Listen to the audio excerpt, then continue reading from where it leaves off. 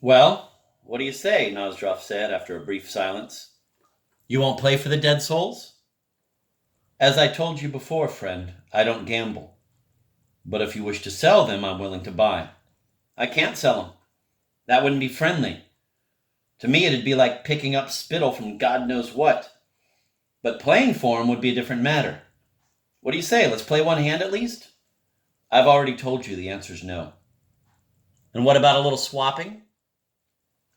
No go.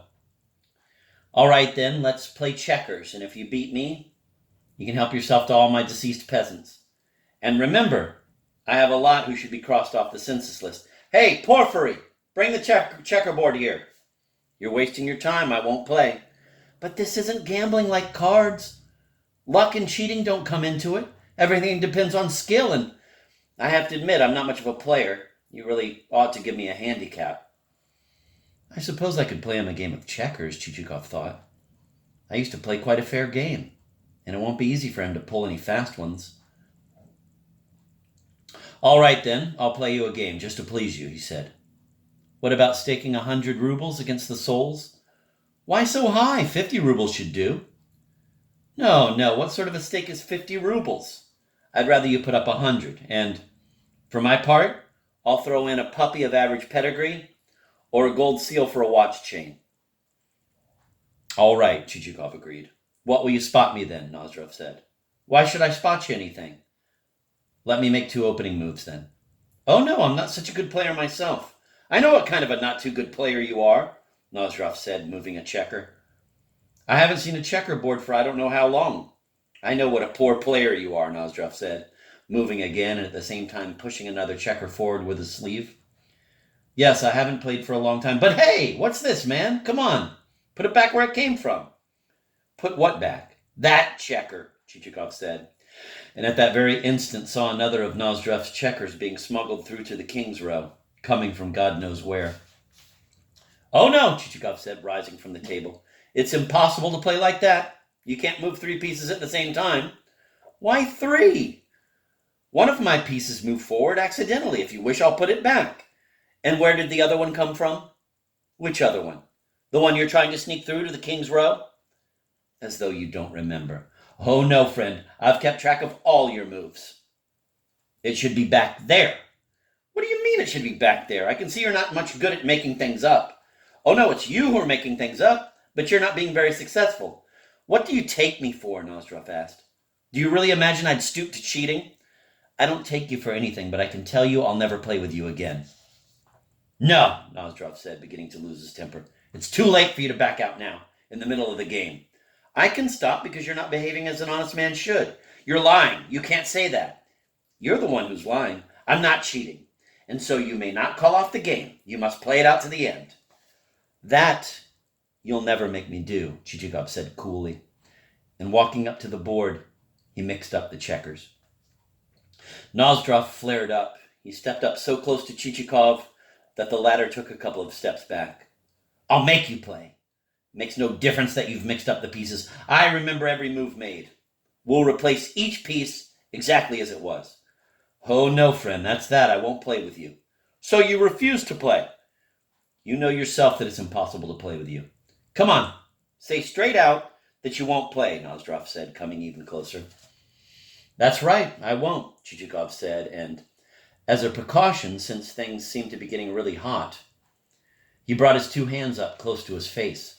And this precaution turned out to be very much to the point, because Nozdrov did take a swing at him.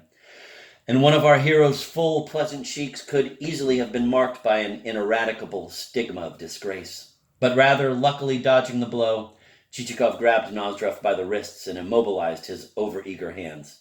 Porphyry! Pavlushka! Nozdrov called out, trying to free himself. Hearing this, Chichikov let go of his host's wrists because he didn't want to have servants witness such a corrupting sight, and also because he felt it would be impossible to keep holding Nozdrov's hands immobilized. And then Porphyry came in, and behind him Pavlushka, a big, husky chap, clearly not someone to tangle with. So you don't want to finish the game, Nozdrov said. I want a straight answer. It's impossible, Chichikov said.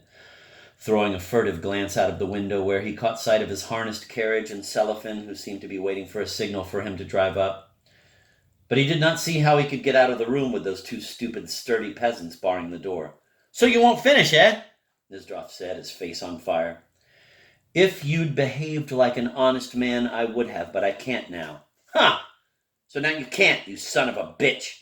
As soon as you saw you were losing, you said you couldn't finish. Come on, you two, get him," he shouted to his men, himself clutching the cherry-wood stem of his pipe. Chichikov turned pale as linen. He tried to say something, but his lips moved without producing a sound.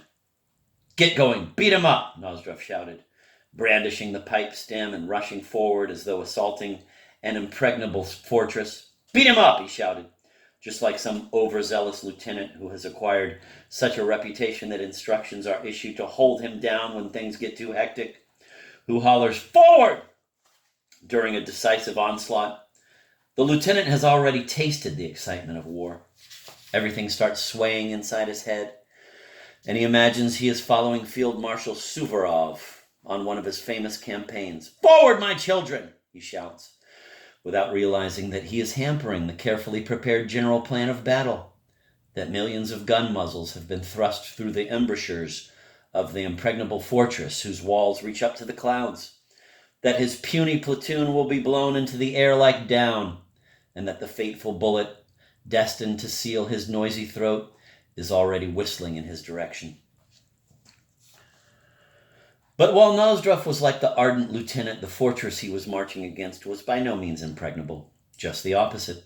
The fortress was so frightened that his soul sought refuge in the soles of his feet. Already the chair he had been about to use to protect himself had been torn out of his hands by the servants. Already, half alive and half dead, his eyes half closed, he was preparing himself to taste the blows from the pipe-clenching fist of his host. And God alone knows what would have happened to him, but it pleased fate to spare the ribs, the shoulders, and all other mentionable parts of our hero. Unexpectedly, the quivering sounds of jingling bells, followed by the rattle of wheels, came floating in as if out of the clouds. And then the inside of the room resounded with the snorting of horses as a carriage stopped before the window. They all instinctively peered outside and saw a mustachioed man in a somewhat military jacket getting down from a carriage harnessed to 3 horses. Within the minute, the new arrival had made his inquiries in the hall and was entering the room where Chichikov, who had had no time to recover from his scare, was still in as lamentable a state as any in which a mortal has ever found himself. "May I inquire which of you is Mr. Nozdrov?"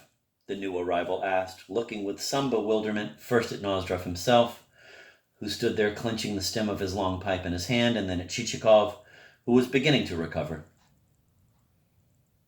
"May I first inquire whom I have the honor of addressing?" Nozdrov answered, stepping closer to him. "I'm the captain of police. And what can I do for you?" "I've come to inform you that you're to be placed under arrest pending the final decision of the court on the complaint against you." "What complaint? There must be some mistake." "You're implicated in a personal assault while in an inebriated state, resulting in the flogging of landowner Maximov." "It's all lies. I've never set eyes on Maximov."